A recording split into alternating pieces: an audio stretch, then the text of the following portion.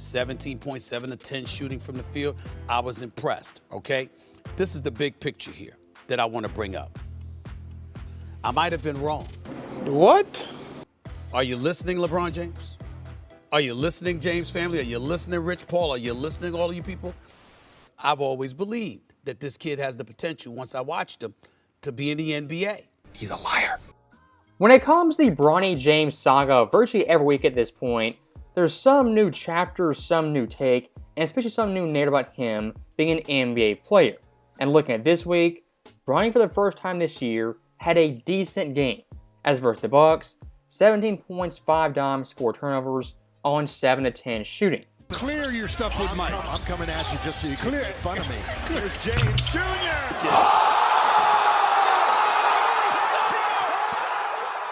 If any player not named Bronny James had 17 points in a blowout loss, I mean, it's another Tuesday in the NBA, some guy went off in a meaningless game. But because Bronny James did it now all of a sudden, it's some monumental event, some statement game that proved everybody wrong. The way social media ESPN covered this, you'd think Bronny dropped 50 in a playoff game and had a game winner in the process. But in all reality, he scored 17 points in a blowout loss. I'm not impressed by your performance. The way people treat Bronny James in the media and social media, it's like a Make-A-Wish player, a charity case. I mean, which player in NBA history gets a highlight reel for scoring 2 points in the Summer League? Nobody does, except Bronny. In that Bucks game, he was getting highlight reels and praise for almost doing something versus Giannis, but of course losing the ball, creating a turnover.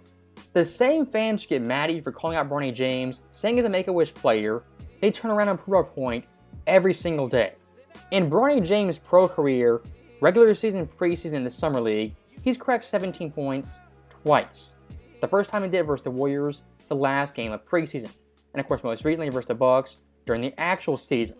And looking at both those games, they are eerily similar. The first time versus Golden State, the Lakers team, they benched nearly everyone. It was the third stringers of the G League team, the guys who don't get to play. The leaders in minutes of that game were as follows: Quincy Oliveira, a guy LA let go, Bronny himself, Maxwell Lewis, who's been traded, Jalen Hood-Schifino, also traded, and Armel Torre, a G League player. The Lakers in this game with their G League team got dusted 132-74. And despite that butt-whooping, what happened? Bronny James scored 17 points. That was the headlines and takeaways. Bronny proves he belongs by scoring 17. Never mind the blowout, the context, all that matters, Bronny James scored 17. Now looking at the game versus the Bucks, an eerily similar thing. The Lakers roster this game was their third stringer, second stringers, and some G League guys. As of course LeBron James, Luka, Reeves, Vanderbilt, Finney-Smith, and Rui were all absent from this game. The Lakers leaders in minutes this game versus the Bucks are as follows. First, Dalton Knecht. Second, Jordan Goodwin. Third, Bronny James, Markieff Morris, then Gabe Vincent. I mean, that right there outside Dalton Knecht, it's kind of the bum squad at the bottom of the bench, the bottom of the barrel. And of course, LA versus the Bucks in this game, they lost 118-89 and were simply destroyed. In the two games Bronny cracked 17 points, what's identical in both these games? LA's own players, their marquee starters, they were not playing. The second thing, they got trounced and beat. The third thing, versus Golden State, a minus 37, and versus the Bucks, a minus 36. Smells like a used diaper filled with Indian food. If you look at every rookie this season, undrafted first round pick, second round pick, who's cracked 17 points in at least one game, Bronny James versus the Bucks had the worst plus minus of all of them at negative 36. For a lot of NBA fans now, players scoring 17 points in a blowout, that's considered monumental, a big deal, and noteworthy news. And for a lot of the pro-LeBron crowd, pro-Bronny crowd, this one single game to them proved Bronny James belongs and has earned his spot. Of course, rewriting history and labeling anyone who disagrees as a quote-unquote hater. If you let Bronny James play 30 minutes per game, run the show, be the number 2, number 3 option on a team, yes, he might score double digits, have some good games, but the Lakers' overall team, whatever team Bronny is playing for, they're not going to win games or be competitive, as that Lakers roster, at best, would crack 15, maybe 16 wins. And once again, looking at the NBA media, The 17-point game by Bronny was like Kobe scoring 81. It was that significant, that monumental. It was front page news everywhere. And for someone like Stephen A. Smith, Bronny having one decent game, he put a complete 180, backtracked, and tucked his tail. 17.7 to 10 shooting from the field. I was impressed, okay? This is the big picture here that I want to bring up. I might have been wrong. Coward. If Stephen A. Smith wasn't an absolute coward, how he would respond to this game, he'd say, you know, Bronny had a good game, the team lost, but you know the dude had a good game, it was one good game. But instead this dude just completely reverses his take and apologizes on the spot. Like I've said over and over again, Stephen A. Smith is an absolute coward. One moment tucking his tail, the next puffing his chest out, being braggadocious, boasting, then 5 seconds later, once again reverts to having no backbone. I've always believed that this kid has the potential, once I watched him, to be in the NBA. Everything that guy just said is bullshit. This guy right here is the biggest fraud in the media, and unfortunately has the biggest platform. So to do Stephen A. Smith's job for him, provide context to Bronny's game, I'm going to do that right now.